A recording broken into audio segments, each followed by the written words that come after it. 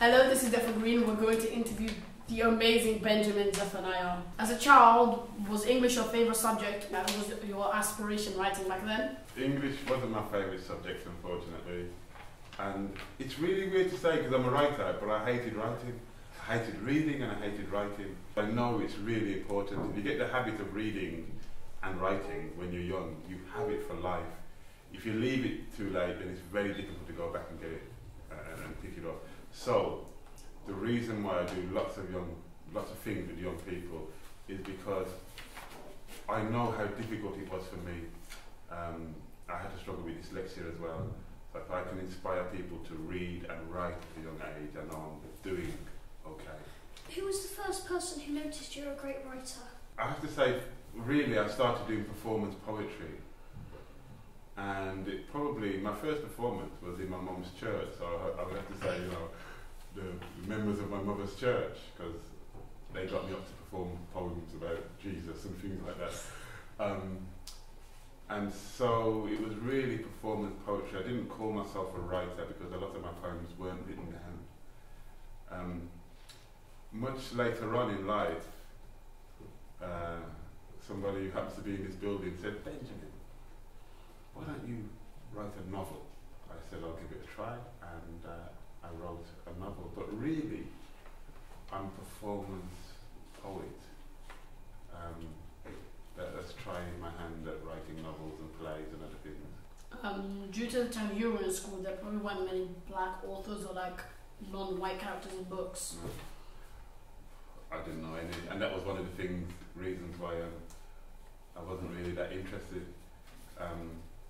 My mother at home was telling me stories about Jamaica and Jamaican characters, and in school I was being told by all these characters that seemed to live in a different world. Once upon a time, I'll tell you a little story, once upon a time there was this boy that was playing truant, and he was following me around when I was doing performances in libraries, and I just let him do it because I didn't want him to hang out on the street and get in trouble.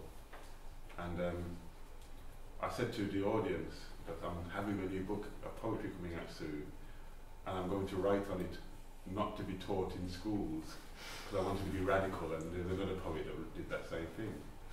And afterwards this kid came to me, he was only about 13, and he said, "Benjamin, if your books were in school, I would go to school, wouldn't I?" And I thought, yeah, if I become an author, who am I to deny to another generation of people, literature written by a black person, after I've been complaining that there's not much writing by black people. So, to me, it's not about, black, white, Asian, whatever. To me, it's about literature for everybody. A lot of literature should represent us, basically. Male, female, whatever kind of nationality or racial background we come from. That's the kind of literature I want to see in the world. Hopefully, I'm making my own little contribution. How important is it to shout out about not enough diversity in books? It's very important because if there's not diversity in books, people won't read them. I think when I started to notice that books were getting more diverse, I would say it was like the late 80s, early 90s. I probably noticed there was a lot of, especially female Asian writers writing about their experience, and black writers writing about living in a multicultural country and how their culture is dealing with the new culture and all that kind of stuff. And I remember there was a guy I met in Hull who said, "I am a happily married white male and I've been writing poetry and nobody wants to listen to me." And I said, "But we've been listening to you for years and years and years. Now it's time to hear the voices of women and black people and Asian people. We've been listening to you for years and years and years." I love diversity, I love multiculturalism. I love the fact that, we all bring something different to the table, if you like. It makes Britain's music interesting, it makes our food interesting, it makes our literature interesting, and it just makes for a more interesting country. We're only a small country, but I travel around the world and people want to come here because they want to go to Carnaby Street and they want to go in a particular shop, or they want to hear a band, or they just want to be here to write, to mix with creative people. For a small country, we do that really well. I think your like Terror Kid, the book that you wrote, Terror Kid, I think it's really deep, it has a lot of meaning to it, but is there a hidden message that you would like to project? Well, there's so many messages really, and I'm not sure if they're hidden, they're just integral to the book. There's lots of things I'm talking about. The first thing is, young people now are much more aware than old people think they are. You know, it's just that a lot of young people are frustrated because they've got nowhere to go. I think it's really good in the Scottish elections, the referendum that's happened, that, you know, people of 16 were able to vote. I mean, some 16-year-olds don't really care about politics, that's true, but then you've got some older people who don't care about politics as well. One of the things that happens in all of my books actually is media, and how media report things. And also I'm concerned with the pressure that young people have put on them for one reason or another. Sometimes it's from other young people, sometimes it's from adults, sometimes it's from companies that just want to sell them stuff. I guess my message, the real message in Terror Kid is, when you hear headlines about terrorist suspects and all this kind of stuff, please don't jump to the conclusion that all people who are Muslims are terrorists. You know, there is some bad terrorism in this world that's being done by people of other faiths, Christians and Jews, and